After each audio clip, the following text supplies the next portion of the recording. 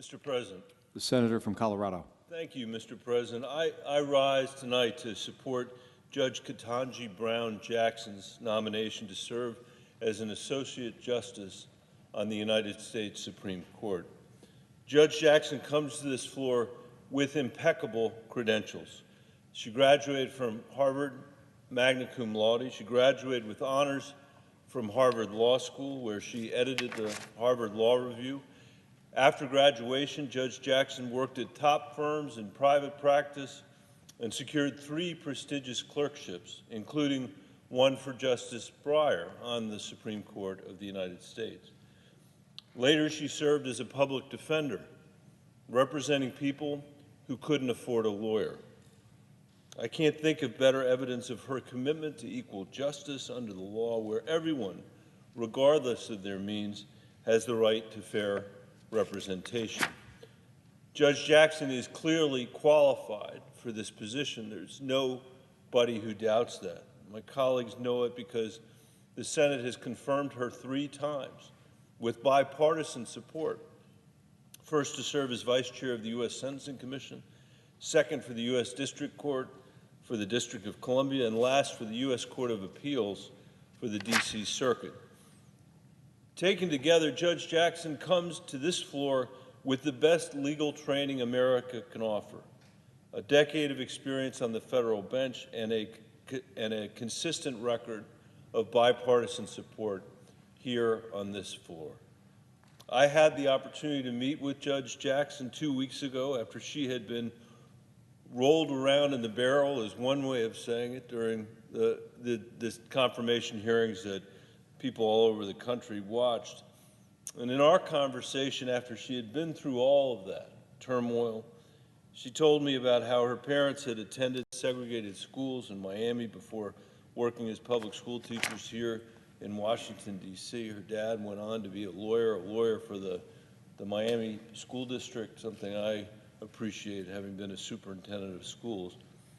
Unlike her parents, Judge Jackson grew up in America after the civil rights laws of the 1960s, and she remembered how hard her parents worked every single day to give her opportunities they never even dreamed of for themselves. And she seized those opportunities. She earned top grades. She was elected student body president.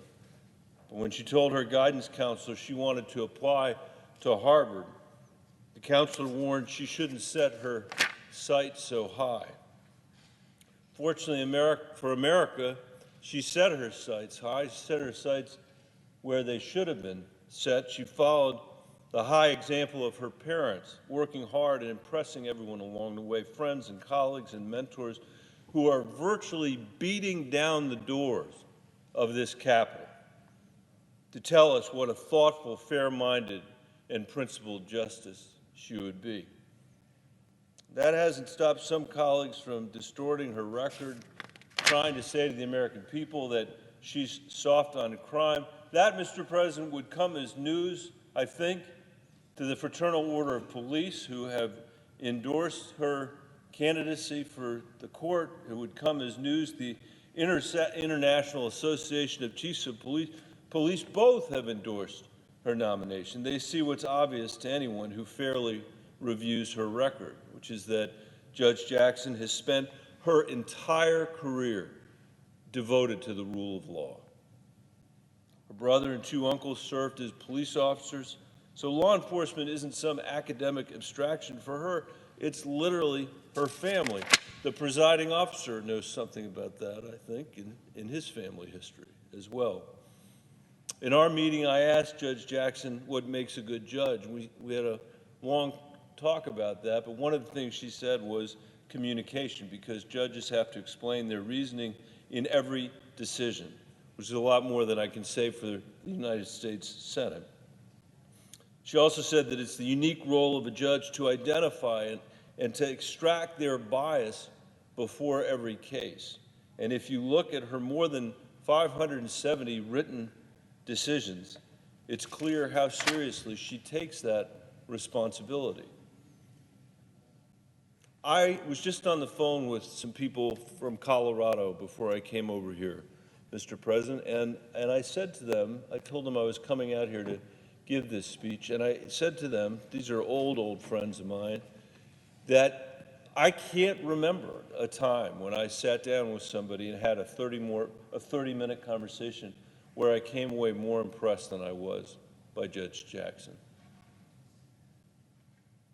I found her to be both brilliant and completely down to earth, which is, I think, a particularly important combination for a judge at any level, to have both the intellect to grapple with the nuances of the law and the experience to appreciate how it affects real people. It wasn't that long ago, Mr. President, that Judge Jackson would have received over 90 votes on this floor, just like her mentor, Justice Breyer, did, just like qualified judges did when I was in law school myself. The Senate confirmed Justice Breyer 96-3, just like we confirmed Justice Scalia 98-0. Justice Sandra Day O'Connor got 91-0. Somebody was out that day. I guarantee you they would have voted for her if they had been here. Each time that happened, Mr. President, the Senate reinforced the independence of the judiciary. It set aside our partisan politics and stood up, I think, for integrity and for the rule of law. And I'm sad tonight that Judge Jackson won't get 99 votes tomorrow, even though she deserves it. And that's not a reflection on her. As I said, if this were an earlier day in the Senate, she'd get 99 votes. She would have gotten 99 votes. She'd come in a different era. And it's a reflection of how we as senators, and I among them, have shredded our constitutional responsibility to advise and consent. And it's my hope, Mr. President, by the time, I was going to say my children are adults. They really almost are adults. They are adults. But by the time they're standing, by the time they're running the country with everybody else who's their generation, that we will have figured out a way to return the Senate to a place where we take our responsibility, our constitutional responsibility to advise and consent seriously, and we find a way to make it once again a bipartisan effort in this place, find a way to stitch ourselves back together again. And I'm prepared to work with anybody on the floor to try to do that. But in the meantime, this really, in my view, is a moment to celebrate. It is a moment to celebrate. In the last few weeks, my office has literally been flooded with messages from Coloradans telling me what an extraordinary judge Judge Jackson would make. And they don't have to persuade me. Judge Jackson is an inspiration to me and to so many Americans, to millions and millions of Americans. And in the past few weeks, I couldn't help imagine what it would mean to the students I used to work for in the Denver public schools to see Judge Jackson on the court, the same court that once ruled in Dred Scott versus Sanford that her ancestors were little more than property, the court that codified in Plessy versus Ferguson the segregated schools that her parents were forced to attend, and the segregated hotels and buses and movie theaters they endured every single day, day after day. And it's a reminder that change is possible in America. Our country isn't perfect, far from it. Our history has always been a battle between the highest ideals expressed in our Constitution and our worst impulses as human beings. And if you look at our history, if you really look at our history, the path from cases like Dred Scott and Plessy to Brown and Obergefell was cleared, as it always is, by Americans who refused to give up on our highest ideals, who insisted, as Dr. King once said, that we make real the promise of our democracy. This week is a victory for our highest ideals and for the promise of American democracy. It's a moment to celebrate a nation that, as Judge Jackson said, in one generation went from forcing her parents to live under Jim Crow to elevating her to the highest court in the land.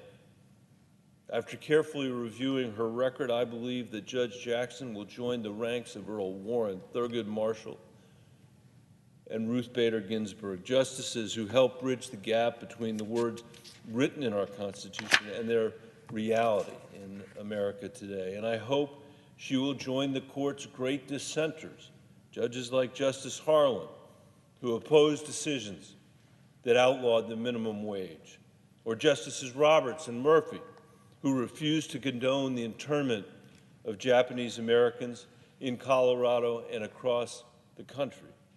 All of those judges stood not for an ideology, but for the American values etched in our Constitution: freedom, equality, democracy, and the rule of law. I am confident that Judge Jackson will stand for those values fairly, impartially, and without prejudice. And tomorrow, I will enthusiastically vote for her confirmation. I'd suggest that everybody in this chamber would have a good reason to vote for her confirmation, and I hope they'll consider it. And with that, Mr. President, I yield the floor.